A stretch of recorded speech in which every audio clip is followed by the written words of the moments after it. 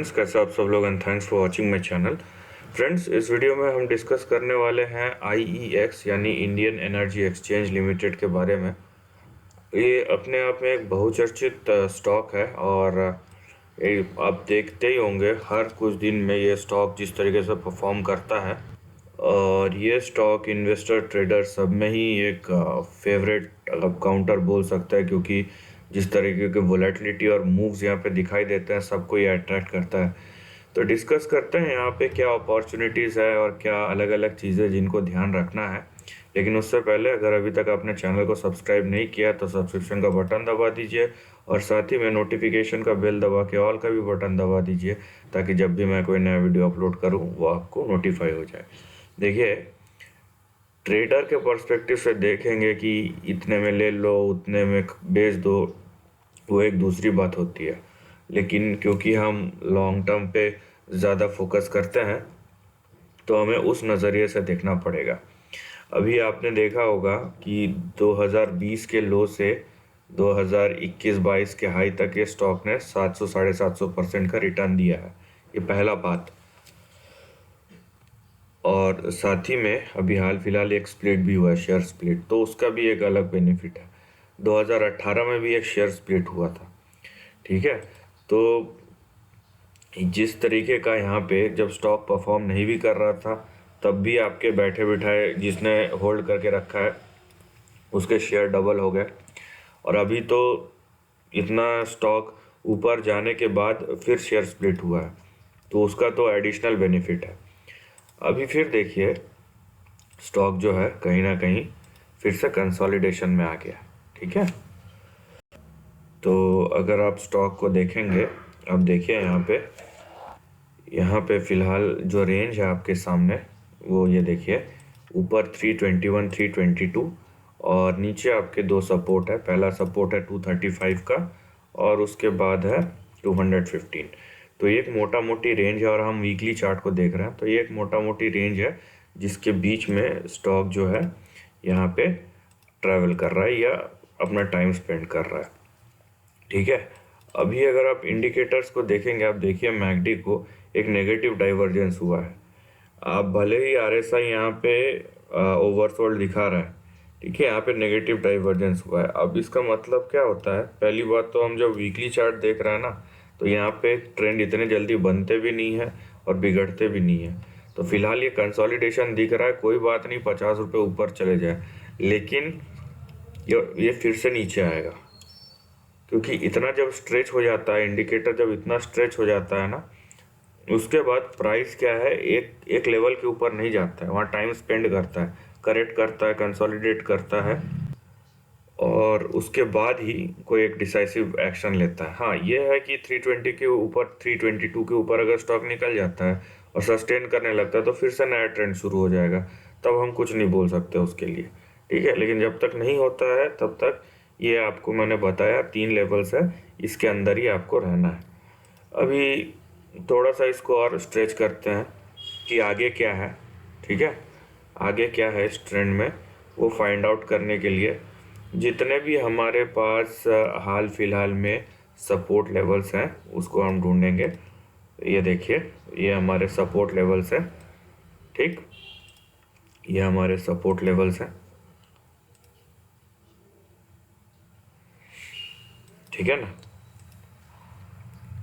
इन ये सपोर्ट के ऊपर स्टॉक घूम रहा है और ऊपर के तरफ देखिए, या फिर इसी को मैं बेस मान के, अलग से मैं मेहनत क्यों करूं, इसी को बेस मान के फिलहाल जो ट्रेंड है ना हम उसी को डिस्कस कर रहे हैं और हमको उसी को डिस्कस करना भी पड़ेगा। हम एडिशनल अपने आप से फोरकास्ट नहीं कर सकते।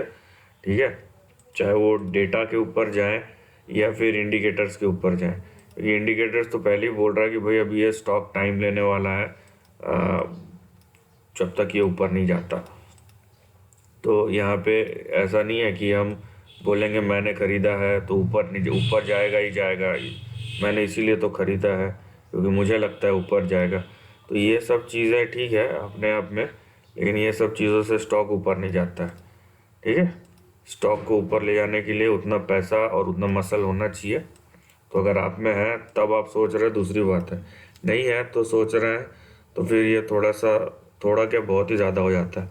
ठीक है, तो यहाँ पे आप देखिए नीचे का मैंने आपको बोला 218, 215, 218, 235 और ऊपर 321।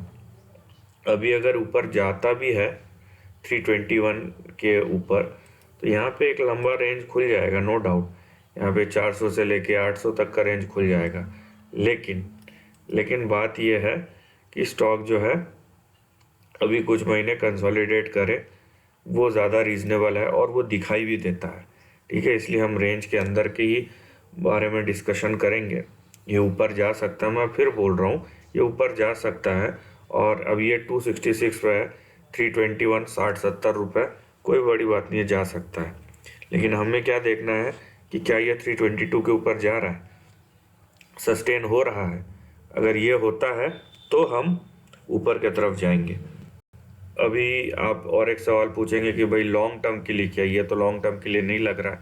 देखिए लॉन्ग टर्म के लिए आप लॉन्ग टर्म अगर सोचता है ना, तो फिर आप वहाँ पे फंडामेंटल बिजनेस सब कुछ आ जाता है। नो डाउट ये एक स्ट्रॉन्ग पेडिग्री वाली ऐसी कंपनी है, ये मोनोपोली चलता है जिसका। ठीक है, और यहाँ पे दूसरा कॉम्पिटिटर आ नहीं सकता। तो अगर आप इसको लॉन्ग टर्म, मतलब बहुत लोग लॉन्ग टर्म बोल के फिर अगर 50 रुपये स्टॉक गिर जाता है तो फिर उनका लॉन्ग टर्म का जो थॉट है वहीं पे कुछ और ही बन जाता है। तो लॉन्ग टर्म आप जब बोलते हैं, आपको पता रहना चाहिए आप क्या बोल रहे हैं, क्या सोच के बोल रहे हैं, और उसके पीछे के प्लस एंड माइनस क्या है। ठीक है, अगर आप 5 साल, 10 साल, 15 साल बोल रहे हैं तो आपको कोई भी, अगर और आप अगर कॉन्फिडेंट हैं तो आपको कोई भी करंट का जो प्राइस है, अभी हाल फिलहाल का जो प्राइस है, उससे आपको बहुत अर्न करना है। ठीक है, वो दूसरा ही चीज़ है। लेकिन अभी जो प्राइस एक्शन है वो क्या इंडिकेट कर रहा है, उसको मुझे अगर फोकस करना है तो यहाँ पे अगर मैं एक्सपेक्ट करता हूँ कि अभी तुरंत एक रैली शुरू हो जाएगी, तो वो थोड़ा ज़्यादा है। ठीक है, क्योंकि ये स्टॉक ऑलरेडी बहुत चल चुका है, और अगर 2-3 महीने या 4-5 महीने कंसोलिडेट कर भी जाए तो इसका कुछ जाता नहीं है। ठीक है, एक बहुत ही नॉर्मल चीज़ होने वाला है। तो थोड़े से एक्सपेक्टेशन को नीचे रखिए। नो डाउट ये ऊपर जाएगा अपने समय से, लेकिन कंसोलिडेट करके जाए तो ज़्यादा अच्छा है, ताकि हमको भी रहे कि भाई जब अगली रैली आएगी तो यहाँ पे सस्टेन करेगा रैली। ठीक है, तो 322 के ऊपर जाता है तो आप अप ट्रेंड के लिए जाइए। ठीक है, लेकिन सस्टेन करना चाहिए, अदरवाइज ये कंसोलिडेशन में है, और इंडिकेशन तो यही है कि कुछ और समय ये कंसोलिडेशन में बिताने वाला है। So this is the end of the video. Thanks for watching.